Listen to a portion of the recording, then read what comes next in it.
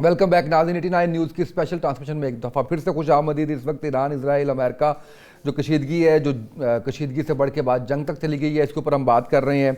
Mother Barlas साहब senior analyst हमारे साथ मौजूद हैं। मदर बरलास साहब, आपका बहुत शुक्रिया, आपने वक्त दिया। मदर बरलास साहब, क्या देखते हैं आप इस वक्त सूरत हाल? पूरी दुनिया इस जंग के अंदर शामिल होती नज़र आ रही है। ईरान की तरफ से जो मुस्लिम ममालिक पर हमले किए गए, ये कहकर कि हम फौजी अड्डे अमेरिका के उनको निशाना बना रहे हैं, आप नहीं समझते कि ईरान खुद को अकेला कर रहा है इस तमाम तर सूरत हाल में? जबकि पाकिस्तान का भी मुज़म्मती बयान आया इस हवाले से कि मुस्लिम ममालिक के ऊपर हमला करना मुनासिब नहीं है। बहुत नवाजिश आपकी, बहुत शुक्रिया उसामा साहब। बात यह है कि ये जंग अब सुकड़ती नहीं है, जंग फैलेगी। और इसमें अब चाइना और रूस जो है उन्होंने भी कह दिया है। रूस ने तो कहा कि आलमी जंग छिड़ने वाली है और आलमी जंग अब थोड़े फासले पर रह गई है। इसी तरह चाइना ने कहा है कि हम ईरान के साथ पूरी तरह खड़े हैं। अब दो तीन बातों का जायजा लेते हैं जी। कि ऐसा क्यों है, क्या वजह है, क्या सोचा जा रहा है, दुनिया में क्या हो रहा है और क्यों ईरान पर हमला किया गया जी। है। देखिए, अमेरिका जो है उसकी अगर 240 साल तारीख का जायजा ले तो उसमें सिर्फ 16 साल ऐसे हैं जिसमें अमेरिका ने जंग नहीं की। हम्म। बाकी 224 साल उसने जंगों में गुजारे हैं।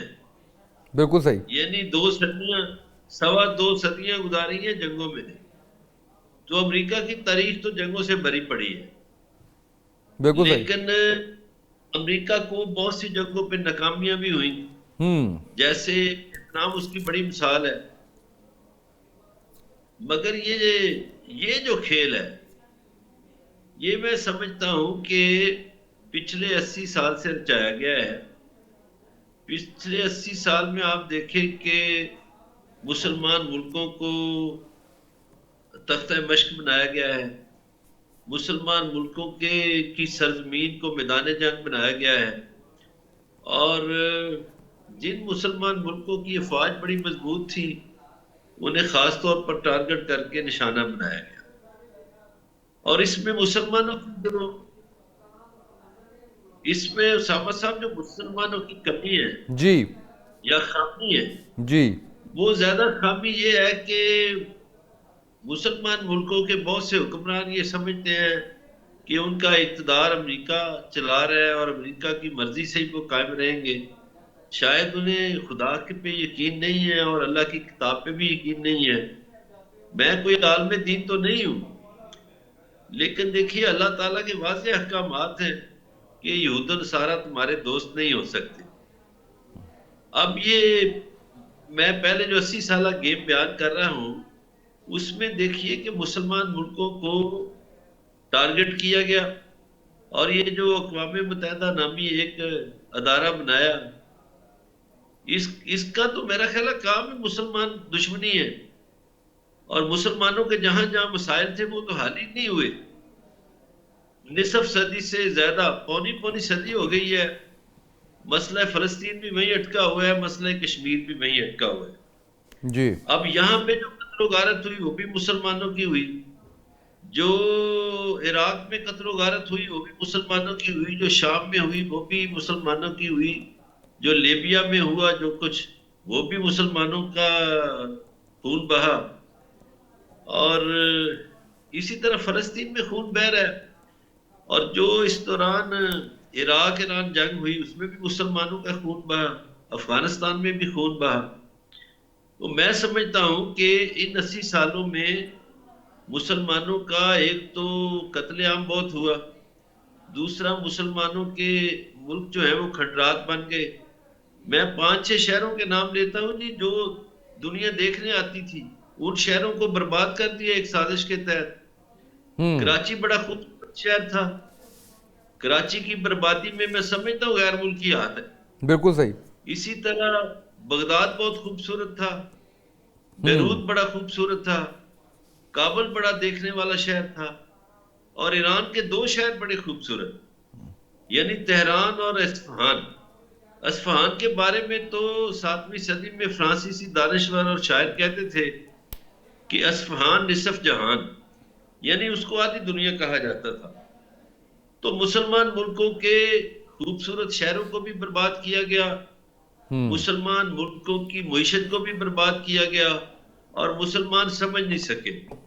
आज भी आप देखें कि किस तरह वो ईरान पर पल पड़े हैं, और मुसलमान जो हैं उन्होंने अमेरिका को अड्डे फराहम किए हुए हैं। हम्म। जिन मुल्कों ने अमेरिका को अड्डे फराहम किए, मैं उन्हें मुनाफिक समझता हूं। मैं समझता हूं वो यहूद और नसारा के साथी हैं। उन्होंने अमरीकियों को अड्डे दिए हैं जिनके बायस मुसलमान मुल्कों की तबाही हुई है। और ये जो जंग शुरू हुई है, इसी 1-1.5 साल में आप देखें कि 2 दफा ईरान पर जंग मुसल्लत की गई। पहले एक जंग मुसल्लत की गई जिसमें इसराइल को शिकस्त हुई, और वो जाके अमरीकियों के कदमों में पड़ गया नेतन्याहू, और उसने कहा जी जंग बंदी करवाई जाए। हम्म। उसमें भी अमरीकियों ने हिस्सा लिया, और ईरान ने भरपूर जवाब दिया। उसके बाद ईरानी अवाम को वर्गलाने के लिए अपने छोड़े गए जासूस छोड़े गए, वहां पर भी काम नहीं हुआ। अब तीसरी दफा हमला हो गया है। हम्म। वो मैं समझता हूं अभी तक की जो मेरे पास इतलात हैं, ईरान भरपूर जवाब दे रहा है, और ईरान इनको तबाह कर देगा। ये किसी गलत फहमी में है। मेरा ख्याल है अमेरिका ने ऐसी जगह पंगा ले लिया है कि अब उनकी खैर नहीं है। अब आप देखें, जो बहरीन में अमेरिकी अड्डे थे वो तबाह हो गए हैं। जो कतर में उनका रडार सिस्टम था वो तबाह हो गया है। जो उनका डिफेंस सिस्टम था, जो 5,000 किलोमीटर से रोकता था, उसको तबाह कर दिया है। इसी तरह और मुसलमान, अब ये जो कहा जा रहा है ना, ये मुसलमान मुल्कों पे हमले, और भाई मुसलमान मुल्कों ने कौन सा को नेकी का काम किया है? अमरीकियों को अड्डे दिए हैं। तो ईरान ने तो उन अड्डों को टारगेट किया, मुसलमान मुल्कों को टारगेट नहीं किया। लेकिन वो तो ये इसको झूठ अपनी बोला जा वो रहा तो है। इसको अपनी खुद मुख्तारी पे हमला तस्वुर कर रहे हैं ना। मैं सर वापस आता हूँ आपकी तरफ, तो जावेद बलोच साहब हमारे साथ मौजूद हैं। मैं सर मदर साहब आता हूँ आपकी तरफ। जावेद बलोच साहब, सर आप कैसे देखते हैं ईरान का मुस्लिम ममालिक पे अमेरिका के फौजी अड्डों पर हमला, जिसको मुस्लिम ममालिक ये कह रहे हैं कि ये हमारी सालमियत पे, हमारी खुद मुख्तारी पे हमला है, उनकी तरफ से क्या जवाब आ सकता है? देखिए उसामा, मैंने पहले भी आपके प्रोग्राम में ही ये अर्ज किया था कि खित्ते में अमेरिका के जो फौजी अड्डे हैं वो ईरान की रेंज में हैं, और ईरान अपने मिसाइल से जो है उनको निशाना बना सकता है। अभी जंग शुरू नहीं हुई थी, डायलॉग हो रहे थे, और यही हुआ कि ईरान के पास ऑप्शन यही थी। अमेरिका खुद जो है उसकी रेंज में आके बैठा हुआ है, 300 जहाज लेके, 2 बहरी बेड़े लेके, और हजारों फौजी जो है वो इस खित्ते में वो डिप्यूट करके, तो वो तो खुद उसके शिकंजे में आके फंसा हुआ है।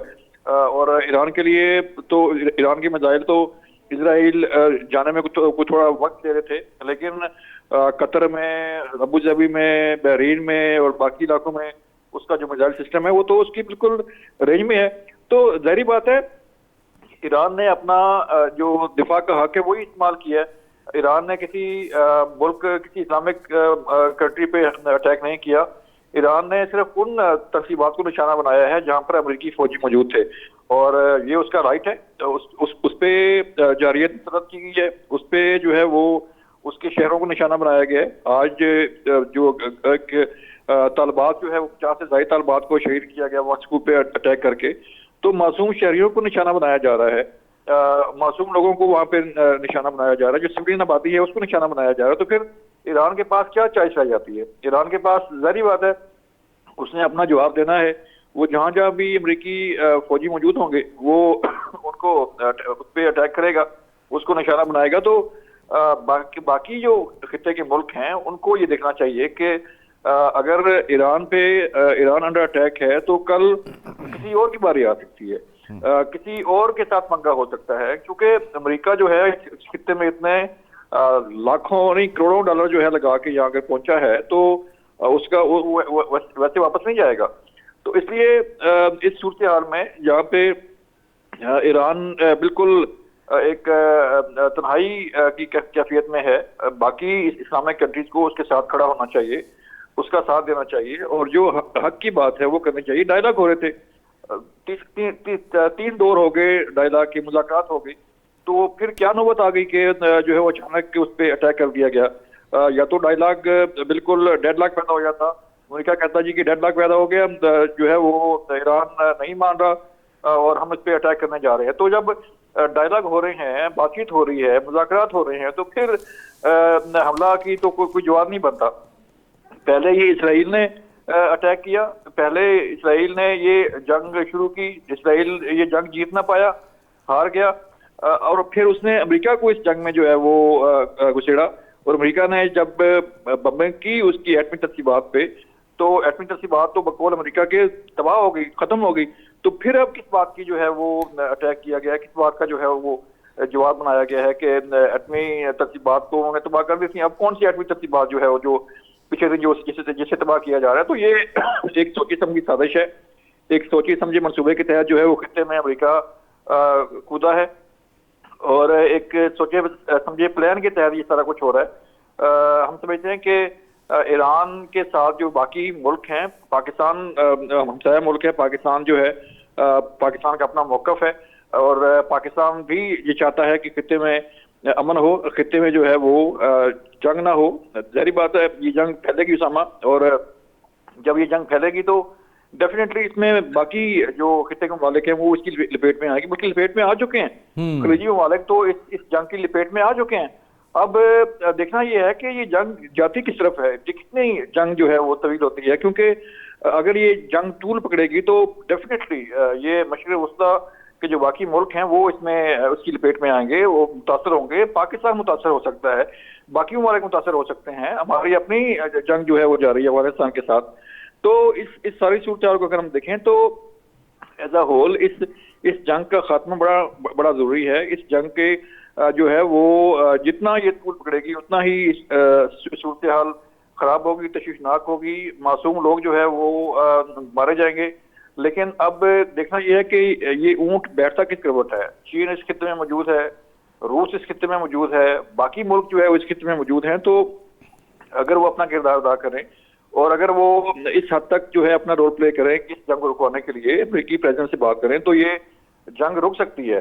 लिहाजा बाकी जो इस खित्ते के मुल्क हैं, दुनिया के बाकी मुल्क जो हैं, वो उन्हें स्टैंड लेना चाहिए और अमेरिका को भी होश की नखत लेना चाहिए कि जितनी जंग तवील होगी। और डोनाल्ड ट्रंप तो ये कहते हैं कि मैंने 7 जंगें रुकवा दी, मैंने 8 जंगें रुकवा दी। तो फिर क्या हुआ कि जो है वो प्रेसिडेंट ट्रंप जो है वो खुद इस जंग में कूद पड़े, खुद इसराइल के जो है वो एक जिद्दी बच्चे के तौर पे उसे गोद में बिठाया हुआ है। वो जो कहता है अमेरिका उसका साथ देता है, और वही अमेरिका करता है जो इसराइल चाहता है। तो इस सारी सूरत हाल में जो लॉस है, जो एंड लूजर है, वो अमेरिका ही होगा, क्योंकि अमेरिका इस खित्ते का उसका वो तलक वास्ता नहीं है, वो दूर से आया है। तो यहाँ पे आके बैठ के उसने अफगानिस्तान की मिसाल जो है वो देख ली, नेटो ने मिसाल देख ली।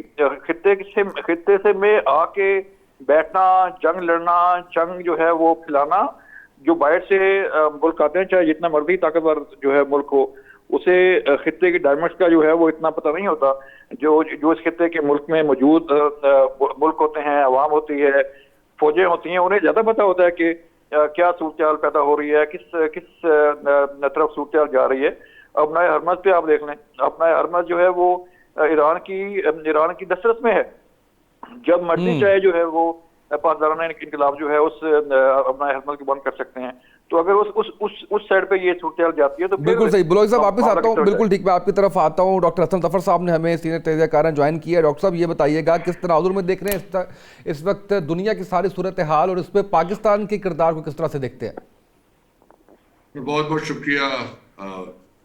ये जो अभी सूरत हाल है, एक तो पाकिस्तान की सूरत के लिए सबसे बड़ा इस वक्त कंसर्न ये होगा कि स्ट्रेट ऑफ हॉर्मोज बंद किया है, ऑयल सप्लाई जो है सस्पेंड हो गई है, मुकम्मल तौर पर रुक गई होगी हमारी। अब कल से ये देखना होगा कि ऑयल की क्या सिचुएशन होती है, कोई खुदा न खास्ता पैनिक क्रिएट ना हो मुल्क में। दूसरी बात ये ज़्यादा अहम है कि ये यहूद और हनूद वाला जो इस वक्त मामला चल रहा है, मोदी के जाने के बाद से तल अबीब में, जो वहाँ पे उन्होंने बात की कि जी हमारा एक अब हेक्सागन हेक्सागोनल अलायंस बन गया है और वो अब हमारे सामने आ गई। उसमें उन्होंने कहा था कि वो छठा मुल्क एक अरब मुल्क है, वो कौन सा मुल्क है? तो जहां पे इस वक्त स्ट्राइक्स हो रही हैं ईरान की, अब यही गुमान किया जा सकता है कि उसी मुल्क की बात हो रही थी, यूएई की, जहां दुबई में स्ट्राइक्स हुई हैं। मेरे पास कुछ वहां पे फर्स्ट हैंड इंफॉर्मेशन है दुबई की, इन द सेंस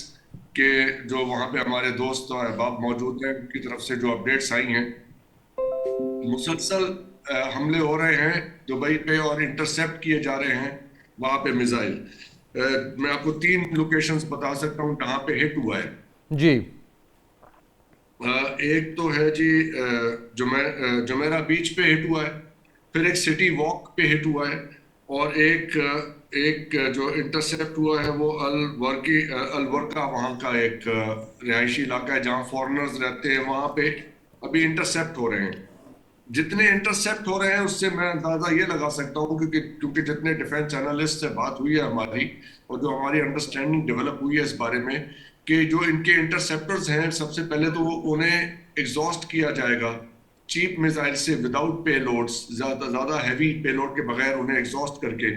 तो मैं इस बारे में, मुझे बहुत कम डाउट रह गया है कि जब ये इंटरसेप्टर्स इनके एग्जॉस्ट हो जाएंगे, जितने भी इनके पास हैं दुबई के पास, उसके बाद यहाँ पे हाइपरसोनिक मिसाइल वो डेफिनेटली मारेंगे। इसके अंदर एक ज्यादा पेचीदा सूरत हाल यहाँ पे सामने आई है कि जुमेरा बीच और सिटी वॉक पे किसने अटैक किया है, क्योंकि ये तो मिलिट्री टारगेट्स नहीं है। इसका मतलब है कोई थर्ड पार्टी एंटर हो गई है इस काम के अंदर, जो इस सारी सूरत हाल की आड़ में लेके, अब देखिए 160 ग्रुप्स अफगानिस्तान में मौजूद हैं। सारे तो ईरान के मुखालिफ नहीं है ना, हो सकता है उनके कुछ हिमायती हों। कितनी प्रॉक्सीज मिडल ईस्ट में मौजूद हैं, अब वो सारी एक्टिवेट होंगी। जब ये बात आगे चलेगी तो फिर आपको ये भी नहीं समझ आएगा कि कौन किसे मार रहा है, और इसकी आड़ के अंदर बाकी लोगों ने अपने काम निकालने शुरू कर दिए।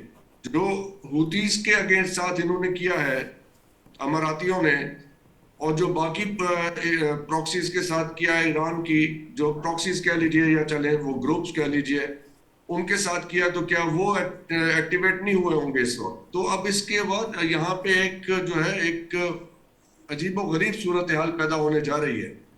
बिल्कुल सही है। अमेरिका तो बिना तौर पे कोई बातचीत करके चला जाए यहाँ पे हफ्ते 10 दिन के बाद, जो भी उन्होंने करना, हालांकि 200 जेट्स ने इस वक्त बमबारी की है ईरान पे, लेकिन बाद में ये मिडिल ईस्ट के जो 6 ममालिक, जहां पे सुबह फर्स्ट राउंड में हम यही सोच रहे थे कि फर्स्ट राउंड में इन्होंने गल्फ कंट्रीज को क्यों टारगेट किया ईरान ने, ये सिग्नल था वहां पे एक्टिवेट करने का इन सारे ग्रुप्स को कि आप अपनी अब कार्रवाइयां शुरू करें।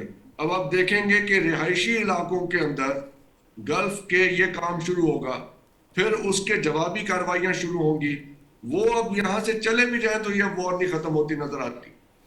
बिल्कुल सही है। मदर बरलास साहब, सर ये बताइएगा कि पाकिस्तान अपने मफादात का ख्याल रखते हुए किस तरीके से इस मामले को हैंडल करेगा? खामोश तो रह नहीं सकता, जाहिर है कि कोई ना कोई साइड जो है वो लेनी पड़ेगी। और इसके अंदर जो अभी तक बयान आया, जैसे आप कह रहे थे कि ये हमला मुस्लिम ममालिक पे नहीं है, ये वहाँ पर मौजूद फौजी अड्डों पर है, तो पाकिस्तान ने तो इसके ऊपर जो बयान अभी तक दिया है उसके मुताबिक मुखालफत ही की है इसकी, और इसके ऊपर जो है वो मजम्मत का इजहार ही किया है कि मुस्लिम ममालिक पर हमला नहीं करना चाहिए। उस्तामा साहब देखें, हमने अफगानिस्तान पे हमला किया है, और पाकिस्तान के नज़दीक या हमारा जो मौक़िफ़ है वो ये है कि हमारे दहशतगर्द वहाँ छुपे हुए जी, तो हमने वहाँ दहशतगर्दों के ठिकानों पर हमले किए हैं। इसी तरह ईरान की नज़र में अमेरिका दहशतगर्द है, तो जहां जहां अमेरिकी ठिकाने होंगे वो ईरान वाले उनको टारगेट बनाएंगे।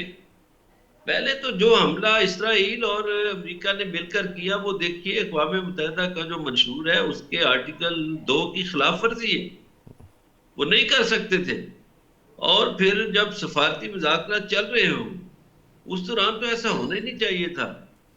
और जो ईरान ने अपना दफाई हक इस्तेमाल किया है वो यूएन का जो मंशूर है उसका आर्टिकल 51 है, उसके तहत किया है। उन्होंने 14 अमरीकी अड्डों को निशाना बनाया है और वो बनाएंगे। अब देखें जो बातें हो रही है ना, आप जरा गौर करें जी। इसराइल का तराना आपने सुना होगा, साहब ने, हमारे नाज़रीन ने भी सुना होगा। इसराइल के तराने में बड़ा वाज़िह पैगाम है कि हम फरात तक और नील तक अपनी हुकूमत बनाएंगे। वो तो इसराइल को फैलाना चाहते हैं। और फिर पिछले दिनों आपने नेतन्याहू की बातें नहीं सुनी, और 2-4 रोज पहले उसने कहा कि मैं शिया मुसलमानों को भी टारगेट करूंगा और सुन्नी मुसलमानों को भी। अब शिया और सुन्नी को अगर टारगेट किया जाए तो पीछे बचता कौन है जी? मुसलमानों के यही दो ग्रोह हैं, पता नहीं किसको बचाना चाहते हैं। और अगर मुसलमान मुल्कों को समझ नहीं आ रही, अगर वो इसराइल के तराने को भी नहीं समझ रहे, अगर वो नेतन्याहू की बयानबाजी को भी नहीं समझ रहे, तो मुझे मुसलमान मुल्कों के गुलाम हुक्मरानों की अकल पर हैरत है। मैं हैरत इसलिए कहूंगा कि अमेरिका जो है, अभी जावेद बलोच साहब ने बात की, देखिए अमेरिका मजबूर है। किस लिए मजबूर है इसराइल के हाथों?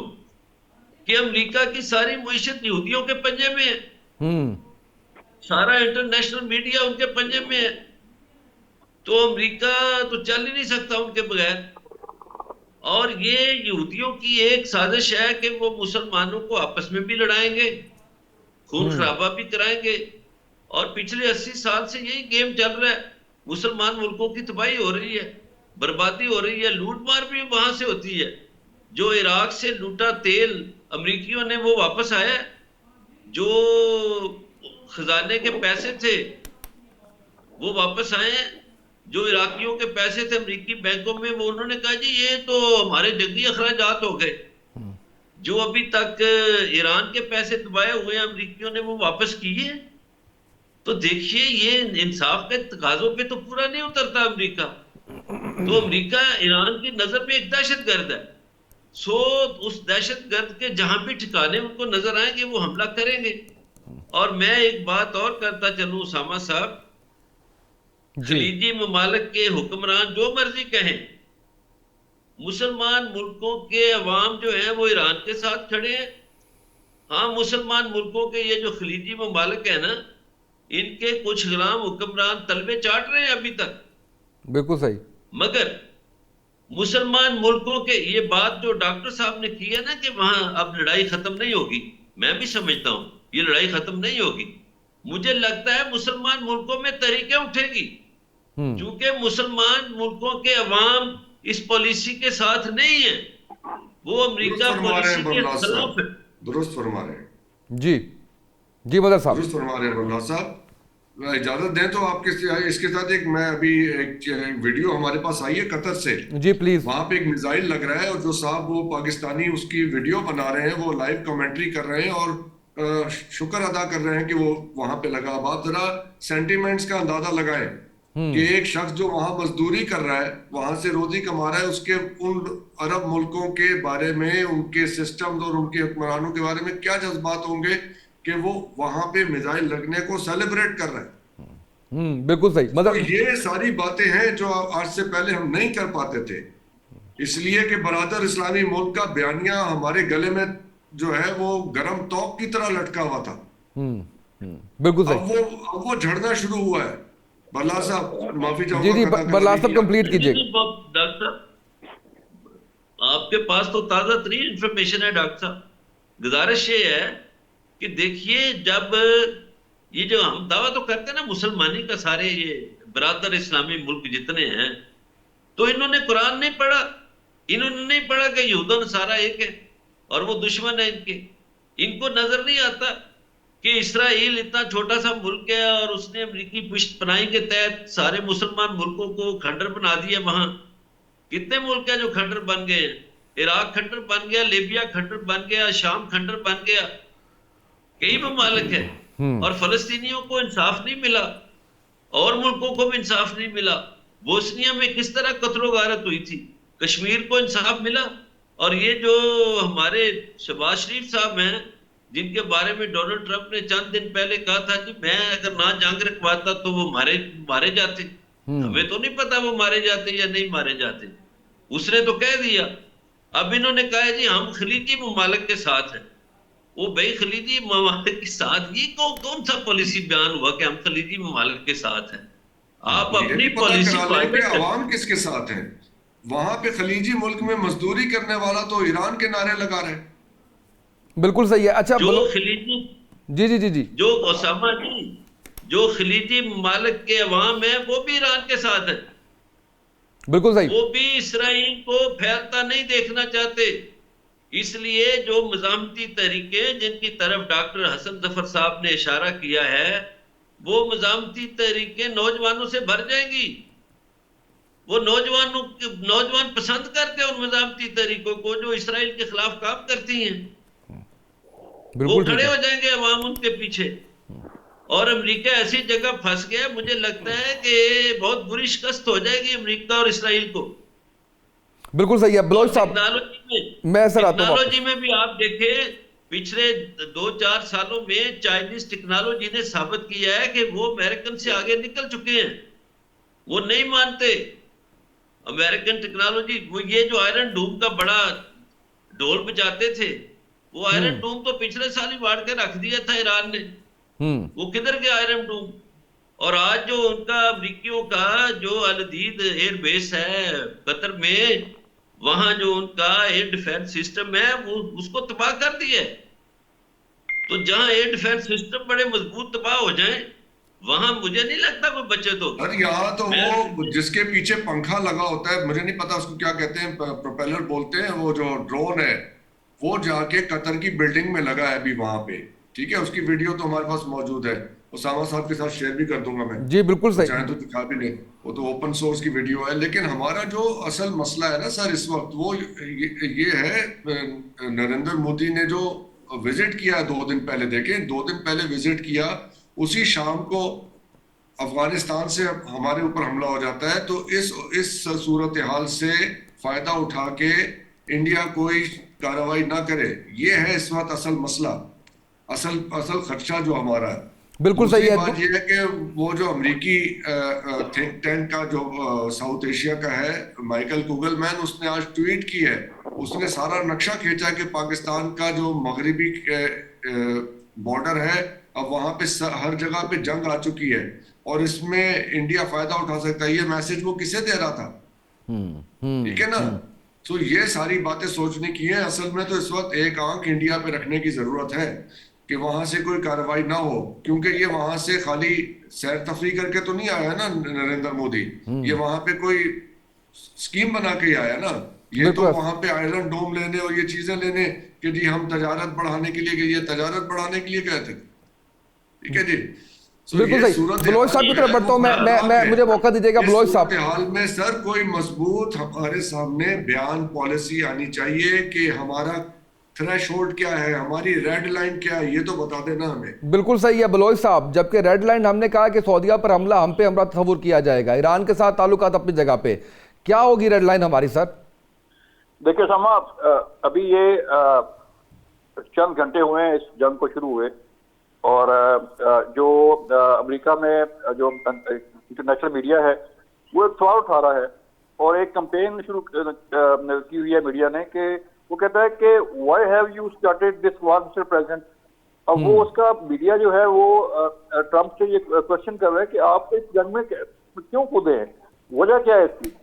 तो सवाल उठना शुरू हो गए हैं अभी। तो ये जंग शुरू हुई है और वहां अमेरिका के अंदर से ये प्रेशर आना शुरू हो गया है और इंटरनेशनल मीडिया जो है वो ये प्रेशर डाल रहा है कि आपको इस जंग में कूदने की जरूरत क्या थी।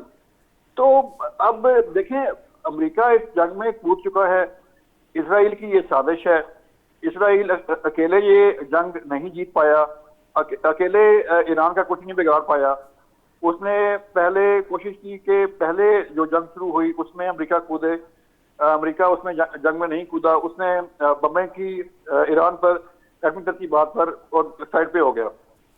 अब नेतन्याहू ने बाकायदा प्लान करके, जिसमें मोदी भी शामिल है, ये सारा प्लान करके बाय डिजाइन जो है ये सारा हुआ है और अमेरिका को इस जंग में लाया गया है। वही अमेरिका, वही प्रेसिडेंट ट्रंप जो ये कह रहे थे कि मैंने 7 जंगें रुकवा दी हैं, मैंने दुनिया को एक बड़ी जंगों से बचाया है। वो नोबेल प्राइज के वो अपना आपको नॉमिनेट करवा रहे थे और ख्वाहिश में रखते थे कि उसको नोबेल प्राइज दिया जाए। तो अब क्यों ये जंग हो रही है? सवाल ये पैदा होता है कि इसके पीछे क्या क्या प्लान क्या है। ये बगैर किसी प्लान के नहीं आए। ये बगैर किसी उसकी के नहीं आए। जाहिर बात है अमेरिका के यहाँ पे अड्डे मौजूद हैं, उन्हें पता था कि इन अड्डों पर ईरान जो है वो एयर स्ट्राइक कर सकता है, ड्रोन मार सकता है, मिसाइल मार सकता है, और वही हुआ। तो अब ये जंग जो है, जैसे कि मैंने पहले कहा, ये जंग सिर्फ अमेरिका, इजराइल और ईरान की नहीं रहेगी, बल्कि इसमें बाकी मुल्क जो है वो शामिल हो चुके हैं। और जब ये जंग यूं यूं फैलती जाएगी तो ये इसमें मजीद खराबी होगी और इसमें मजीद जो है वो चीजें आएंगी। जाहिर बात है इंडिया सारी सूरत को देख रहा है, हम खुद जो है वो हालत जंग में हैं और अफगानिस्तान के साथ जंग लड़ रहे हैं।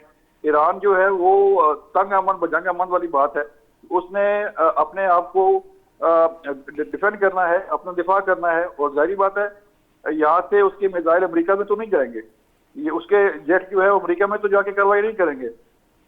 अमेरिका ने खुद उसको जो है एक आप कह लें कि तर्न वाला बन के उसके सामने आ गया है कि हम बैठे हैं, आप अटैक करें। वो चाहे अबू धाबी में हो, चाहे वो कतर में हो, चाहे वो किसी और मुल्क में हो। तो आपने जो रेड लाइन की बात की समा जी, हरमैन शरीफैन जो है वो हमारी रेड लाइन है, और पाकिस्तान का एक एग्रीमेंट भी है, डिफेंस एग्रीमेंट भी है सऊदी अरब के साथ। पाकिस्तान सऊदी अरब का हरमैन शरीफैन का हर हाल में दिफा करेगा और ये हमारी जिम्मेदारी भी है। लेकिन सूरत जो जो आगे बढ़ती जाएगी उसमें मजीद खराबी होगी। तो इंडिया जो है वो उसने विजिट किया इजराइल का, उसके फौरी बाद इस जंग का शुरू हो जाना, मुज़ाकरात खत्म हो जाना, डेफिनेटली जो है वो इंडिया खामोश नहीं बैठेगा। इंडिया इस मौके की तलाश में है कि वो पाकिस्तान को नुकसान पहुंचाए। इंडिया तो इस वक्त पूरी जो है वो उसके जो बयान आ रहे हैं वो ये है कि ईरान में रजीम चेंज होने तक जो है वो हमले जारी रहने चाहिए। इंडिया आ गया ना? जी जी, देखें इंडिया का सर ईरान से कोई तल्लुक वास्ता नहीं है। वो ईरान में रजीम चेंज हो या ना हो, उसका एक ही टारगेट है कि वो पाकिस्तान को किस तरह नुकसान पहुंचा सकता है। वो बार बार ये धमकियां दे रहा था कि इंडिया जो है वो अब अफगानिस्तान के साथ मिलके उसामा पाकिस्तान पर अटैक करेगा। तो पाकिस्तान ने जवाब दिया, पाकिस्तान ने पहले मार के हक में जवाब दिया, अब अफगानिस्तान को जवाब दिया। और पाकिस्तान ये बार बार कह रहा है कि यस हम तैयार हैं, चाहे अफगानिस्तान के साथ आए इंडिया, चाहे किसी और मुल्क के साथ आए, हम बिल्कुल तैयार हैं। बिल्कुल ठीक है सर जी। लेकिन सूरत वन लाइनर जी जी प्लीज, एक जो सूरत है वो ये है कि ईरान के पास जो है वो और चॉइस को नहीं है। ईरान के पास ऑप्शन जो है वो बड़ी वाज़ेह हैं, बड़ी ऑप्शन मौजूद है। लेकिन अमेरिका के पास जो है वो अब कोई ऑप्शन बाकी नहीं रहेगी सिवाय इसके कि वो उसका सारा अपना जोर लगाए ईरान पे। और ईरान जारी बात है जब ईरान को अटैक किया जाएगा तो उसने अपने मिसाइल जो है वो हजारों मिसाइल बना के रखे हुए, वो इसीलिए रखे हुए हैं कि अगर वो अटैक करता है तो वो उसकी तरकीबात को निशाना बनाए। बिल्कुल सही, बिल्कुल ठीक है। डॉक्टर साहब ये बताइएगा, ईरान की रजीम चेंज के बारे में मैं आपसे जानना चाह रहा हूं कि एक तरफ इंडिया का बयान मैंने आपके सामने रखा कि उसका ये कहना है कि जी हमले जारी रखे रजीम चेंज होने तक। दूसरा पाकिस्तान का एक मखसूस हल्का ये कह रहा है कि 2 दिन से ज़्यादा ये मामला नहीं चलेगा, ईरान में रजीम चेंज हो जाएगी, यूथ सड़कों पर निकल आएगी, मामला ठीक हो जाएंगे। क्या समझते हैं आप? ऐसा कुछ नहीं हो रहा। मुझे तो ये भी शक है कि जो कार्गो प्लेन्स रशिया के आए थे इनके लिए मिलिट्री सामान लेके, मुमकिन तौर पे आयतुल्ला साहब जो है वो ईरान में मौजूद ही ना हो, तो दैट इज नॉट हैपनिंग, क्योंकि वो काफी सीरियस मामला हो जाएगा। बाकी जो ऑपरेशनल लीडरशिप है उसकी एक हायरार्की होती है, अगर एक आदमी ऊपर से हिट हो जाता है तो दूसरा आदमी कमांड ले लेता है, वो इशू नहीं है। वो हमने पहले भी देखा था फर्स्ट राउंड में जब इनकी मिलिट्री लीडरशिप को टारगेट किया गया था तो उनकी ऑपरेशनल कमांड में कोई प्रॉब्लम नहीं आई थी। डॉक्टर साहब ईरान के अंदर की पॉलिटिकल सूरत हाल क्या है? ईरान के अंदर की पॉलिटिकल सूरत हाल तो अगर कोई खबरें आएंगी तभी हम बात कर सकेंगे। मेरी अभी एक कोशिश है कि वहां पे एक जर्नलिस्ट है, उनसे बात हो जाए तो थोड़ी सी अपडेट हो जाएगी। हो सकता है आपके प्रोग्राम के दौरान ही उनसे कोई राब्ता हो जाए। इंपॉर्टेंट चीज जो चल रही है आप उसको देखिए कि जॉर्डन पे हुथीज और ईरानी मिसाइलों ने जॉर्डन को अब स्ट्राइक किया है। जंग फैल रही है। आप इसको देखिए कि सुबह से कोई $2 से ऊपर जो है ऑयल की प्राइस ऊपर गई है। अब स्ट्रेट ऑफ हॉर्मुज़ बंद हुआ है, ईरान ने उसे ब्लॉक किया है, ऑफिशियली ब्लॉक कर दिया है। तो इसका मतलब है 20% सप्लाई जो है दुनिया की ऑयल की अब रुकी है। हमें नहीं पता कि कितनी देर तक ये ब्लॉकेड रहेगा, लेकिन इसका नतीजा जो निकलेगा उस पर जरा गौर फरमाइए। अब ये होने वाला लगता ये है कि यहाँ पे ये सारे ग्रुप्स अब एक्टिवेट हो गए, जी। ये सब लोग अब आपस में ये कार्रवाइयां शुरू करेंगे। वहां पे स्ट्राइक करने का मतलब ये है कि जॉर्डन में स्ट्राइक करने का मतलब ये है कि वहां पे सीरिया की साइड से भी वो वहां पे भी कार्रवाइयां शुरू हो जाएंगी। So the entire reason is going down into war. अब जो ओल्ड राइवलरीज हैं वो भी सामने आएंगी, जिनको मौका नहीं मिला था वो भी इस मौके से फायदा उठाएंगे।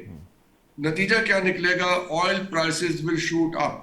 हमें नहीं पता क्या कहां जाएंगी, 120 पे चली जाएं, 130 पे चली जाएं, और ये एग्जैक्टली वो प्राइस है जो अमेरिका को सूट करती है, क्योंकि अब उसके पास वेनेजुएला के ऑयल का कब्जा है, जिसकी एक्सट्रैक्शन प्राइस, क्योंकि थिक ऑयल है, वेनेजुएला का ऑयल 80-90 डॉलर पर बैरल पे एक्सट्रैक्ट होता है, तो उनके यहाँ इन्वेस्टमेंट ही तब आएगी जब ऑयल की प्राइस 110-120 पे जाएगी। बिल्कुल। मिडिल ईस्ट में वो सिर्फ आग लगाना चाहते थे, उसमें वो कामयाब हो गए। ये सारी चीजें अब 10 प्रॉक्सीज को तो अमेरिका खुद एक्टिवेट कर देगा, इन अरब मुल्कों पे वो खुद अटैक कराएंगे। जब ये सारा यहाँ पे कार्रवाई शुरू होगी तो मिडिल ईस्ट अगले 7-8 साल बर्न करेगा। ये हीट हम तक भी पहुंचेगी, हम डायरेक्टली मुतासिर होंगे। मिडिल ईस्ट ही चाइना की एक बड़ी मंडी है, चाइना के सामान की। चाइना को ऑयल की सप्लाई रुकती है तो चाइना की ज्यादा ऑयल जो है डिपेंडेंसी रशिया पे बढ़ जाएगी। अब यहाँ पे इंटरेस्टिंग हो जाएगी गेम आगे, क्योंकि रशिया ने शाम को कहा कि थर्ड वर्ल्ड वॉर 10 घंटे दूर है। अब रशियन कैलकुलेशन क्या है कि वो ये कर रहे हैं। चाइनीज कब तक फेंस पे बैठ के मैच देखेंगे? पहले उनकी पॉलिसी मान ली, वो कभी सामने नहीं आते, लेकिन खुफिया तौर पे यानी नजर आए बगैर वो क्या कार्रवाइयां करेंगे या किन कार्रवाइयों को सपोर्ट करेंगे, ये अब देखेंगे। जिसने गवादर को तबाह किया है, जिस मुल्क ने मिलके इंडिया के साथ, क्या उसके बारे में क्या ख्याल है, उनका अंजाम क्या होने वाला है, ये सब बातें हैं। अब ये सारी वो बातें अभी अब इशारतन कर रहे हैं, कल शाम तक हम इसको वाज़ेह तौर पे कर लेंगे। बिल्कुल सही है। मदर प्रहलाद साहब, सर मामला सेटल डाउन होता हुआ कहाँ नजर आ रहा है, या अब मामला जो है वो निकल चुका है आगे? देखिए, अभी फ्रांस की दरखास्त पे इजलास तलब किया है सलामती कौंसिल का, लेकिन ये जो दो बातें की हैं, एक इंडिया के हवाले से और एक चाइना के हवाले से, बड़ी अहम बातें हैं। देखिए, इंडिया जो है वो अभी तक शिकस्त नहीं भूल रहा।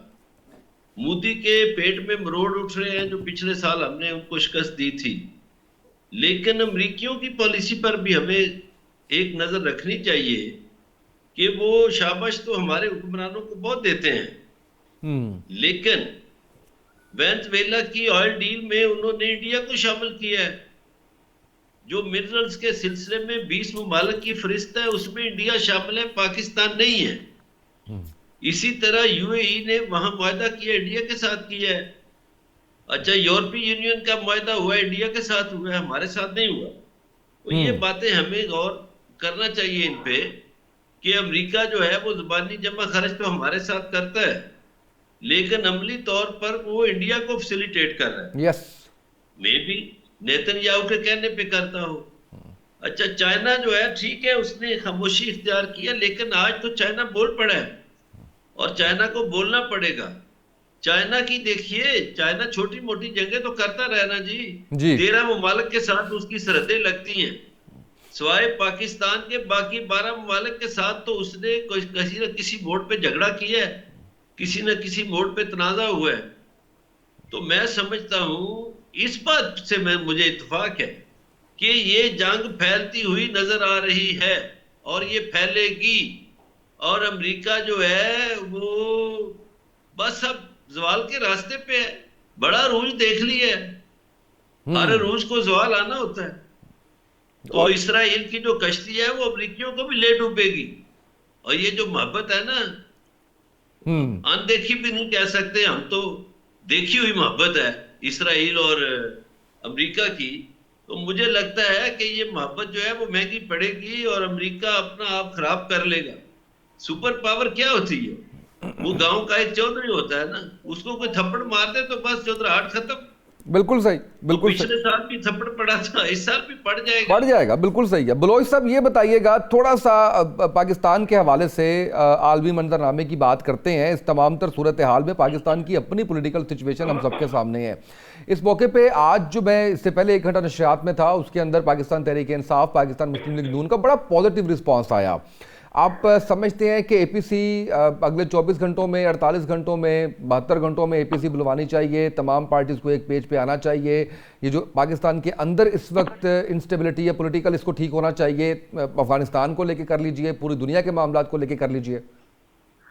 देखें तमाम भाई, इसमें ना की एपीसी की जरूरत है, ना किसी कोई सियासी डायलॉग की जरूरत है। मुल्क जो है वो हालत जंग में है और तमाम सियासी जमातें जो है वो पाकिस्तान में सियासत कर रही हैं, पाकिस्तान के अंदर रह के सियासत कर रही हैं, पाकिस्तान पर हुकूमत करना चाहती हैं, पाकिस्तान की अवाम पर हुकूमत करना चाहती हैं, गवर्नमेंट में आना चाह रही हैं, अपोजिशन में बैठी हुई है। तो इस वजह से किसी एपीसी की जरूरत नहीं है कि उन्हें बुलाया जाए, बिठाया जाए, बताया जाए कि पाकिस्तान हालत जंग में है, तो आप जो है वो पॉजिटिव रहें, अपने सियासी इख्तिलाफात बढ़ा दें और जो है वो मिल के चले, पाक फौज का साथ दें। ये आपकी हुब्बुल वतनी पे सवाल होगा कि अगर कोई पार्टी जो है वो इस वक्त भी अपनी सियासत चमकाएगी, अपनी सियासी जो अहदाफ हैं उसको हासिल करने के लिए हर्डल क्रिएट करेगी, ये वो वक्त नहीं है सर। ये उस सियासत से चीजें बालातर हो गई हैं, उस अपने जो इख्तिलाफात हैं उससे चीजें निकल चुकी हैं। अब मामला है कौमी सलामती का, अब मामला है पाकिस्तान की इज्जत का, पाकिस्तान की साख का, पाकिस्तान की फौज की साख का। और पाकिस्तान की फौज जो है वो रोजे की हालत में, रोजे रख के जो है वो आपके बॉर्डर पर जान दे रही है, लड़ रही है और दुश्मन से इस मुल्क की जो है वो हिफाजत कर रही है, अपनी जानें देकर जो है वो हिफाजत कर रही है।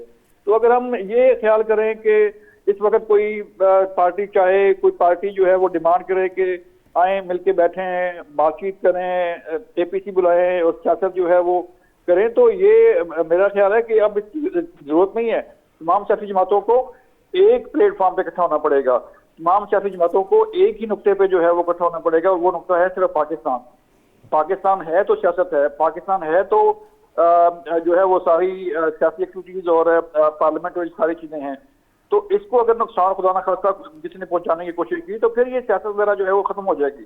इसलिए तमाम सियासी जमातों को, पूरी अवाम को, पूरी कौम को जो है वो एक पेज पे इकट्ठा होना चाहिए। आपके इल्म है मार्का हक के दौरान पूरी कौम जो है वो निकली थी, मार्का हक के दौरान पूरी कौम का बच्चा जो है वो बाहर आया था और उसने पाक फौज के साथ खड़े होकर ये मैसेज दिया था दुनिया को कि हम एक हैं, हम मुत्तहिद हैं। और इसी इत्तेफाक ने ही इंडिया को जो है वो शिकस्त दी थी, इसी इत्तेफाक के बायस ही जो है वो उसे इबरतनाक शिकस्त हुई थी। और अब इसी इत्तेफाक से ही अफगानिस्तान को सबक सिखाया जा रहा है। इससे पहले जो है वो अक्टूबर में उसको सबक सिखाया गया, अब फिर उसे मारा जा रहा है। तो इसमें कौम को एक होना पड़ेगा, एक पेज पे होना पड़ेगा, तमाम सियासी जमातों को एक पेज पे होना पड़ेगा और फिर बात आगे बढ़ेगी। सर बिल्कुल सही है। डॉक्टर साहब आप मुझे बताइएगा कि आपको लग रहा है कि कौम अब एक पेज पे आएगी, पॉलिटिकल स्टेबिलिटी आएगी, हम एक होंगे? कौम हमेशा से एक पेज पे है, कौम को अपनी डायरेक्शन बिल्कुल पता है। पॉलिटिकल पार्टीज और उनके इंटरेस्ट डिवाइडेड है। इस बात को जरा हम इन दोनों चीजों में फर्क कर लें तो आसानी हो जाएगी। बिल्कुल सही, बिल्कुल कौम की सोच एक है, कौम अपनी फौज के साथ खड़ी भी है। ये हमने इंडिया के खिलाफ भी देखा, सारी पॉलिटिकल डिफरेंसेस और डिवीजन के बावजूद कौम को पता है कि वो कहाँ खड़े हुए हैं और वो किसके साथ खड़े हुए हैं और किसके खिलाफ है और किसके हक में है। बिल्कुल सही। डिवीजन पॉलिटिकल है, उनके इंटरेस्ट डिवाइडेड है। जिनकी प्रॉपर्टीज दुबई में और कतर में और इन मुल्कों में है, उन देखिए जहां पे इंसान का पैसा और औलाद होती है उसका इंटरेस्ट वहीं पे होता है।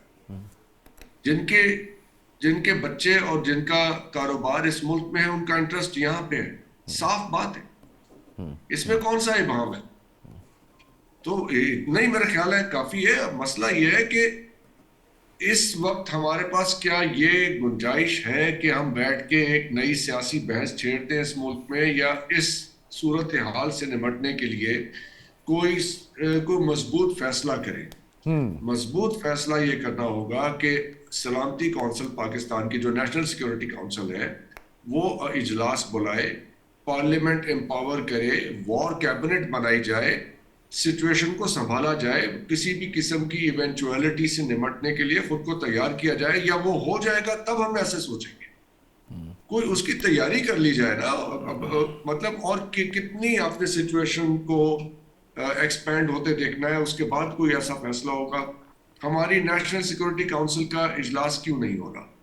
बुनियादी सवाल है। उसका इजलास हो, पार्लियामेंट का इजलास फौरी तौर पे बुलाया जाए। रात को ये हर किस्म का इजलास होता है जरूरत पड़ने पे। इस सिचुएशन में रात को पार्लियामेंट क्यों नहीं बैठ रही, क्यों नहीं फैसला कर रही? कोई डिक्लेरेशन दें कि ये है, आप मानते ना माने पार्लियामेंट, लेकिन एक पार्लियामेंट मौजूद है, उसके ऊपर बाद में किसी वक्त बहस कर लेंगे, अच्छी है बुरी है, but let them sit, ask them to come कि आप बैठिए और यहाँ पे फैसला कीजिए। कोई जो भी कौमी पॉलिसी है, सलाम आपकी हमारी सिक्योरिटी काउंसिल जो फैसला करे वो पार्लियामेंट में ले जाके वहां से एंडोर्समेंट लें, ताकि दुनिया को पैगाम जाए कि हम क्या करने वाले हैं, कहाँ खड़े हैं, हमारी रेड लाइन क्या है, बिल्कुल सही है। हम किस इवेंट का वेट कर रहे हैं कि तब हम ऐसा करें। बिल्कुल सही। अच्छा, मुझे मदर बरलास साहब आखिर में आपसे जो जानना है वो मईशत के हवाले से जानना है कि अब ज़ाहिर है कि पूरी दुनिया के अंदर जो महंगाई का एक तूफ़ान आएगा, पाकिस्तान की मईशत ऑलरेडी हम सबके सामने है, दिन ब दिन बुरी सूरत हाल है, तो कैसे हम सर कोप अप करेंगे इस सूरत हाल से? देखिए, मईशत का तो बुरा हाल है। मेरे दोनों फाजिल दोस्तों ने बड़ी बातें की हैं मिल बैटरे के हवाले से। बिल्कुल मिल बैठना चाहिए, मिल बैटरे से तो कोई रास्ता निकलता है। ये क्या पॉलिसी हुई कि हम खलीजी ममालिक के साथ हैं? वही भाई, खलीजी ममालिक तो खुद एक दूसरे के साथ नहीं है। एक की पॉलिसी कुछ है, दूसरे की कुछ है, आपको वाज़ेह करना पड़ेगा। यहाँ पे सऊदी अरब के साथ डिफेंस पैक्ट का हवाला दिया गया। क्या जब अफगानिस्तान ने हम पर हमला किया, हम पर दहशत गर्दी की, सऊदी अरब बोला? ये एक तरफा नहीं होते मुआहदे, ये मुआहदा दो तरफा है। पाकिस्तान पर हमला होगा तो सऊदी अरब को बोलना चाहिए। ये तो नहीं कि सऊदी अरब पे हमला हो तो हम आगे चले जाएं जी, और जब हम पे हमला हो, हम पे मुश्किल वक्त हो तो सऊदी अरब खामोश हो जाए। ये कौमी सियासत को, कौमी सियासी रहनुमाओं को मिल बैठ के एक पॉलिसी बनाना होगी कि हमारी पॉलिसी क्या है। हम तो ना आधे तीतर आधे बटेर, इस तरह तो काम नहीं चलेगा। मुईशत जो है ना, वो 3 साल पहले खत्म हो गया था चक्कर। मुईशत की गाड़ी रुकी हुई है, वो 1 साल बाद पूछा कितने गाड़ी खलोती है जी? मियाँ चन्नू। 1 साल बाद पूछे किधर है जी? वो मियाँ चन्नू में है। वो 3 साल हो गया, मियाँ चन्नू से गाड़ी आगे नहीं जाती। वो खानेवाल तो पहुंचा दो जालमो, कोई वहां जंक्शन है, किसी और तरफ गाड़ी चल पड़ेगी। मुईशत का बुरा हाल है।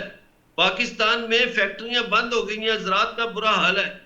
पाकिस्तान में गुर्बत बढ़ी है और पाकिस्तान एक मकरूज मुल्क है, कर्जा बढ़ रहा है। जो बच्चा पैदा होता है पाकिस्तान में वो 3.5 लाख का मकरूज पैदा हो रहा है। इसको मईशत कहते हैं।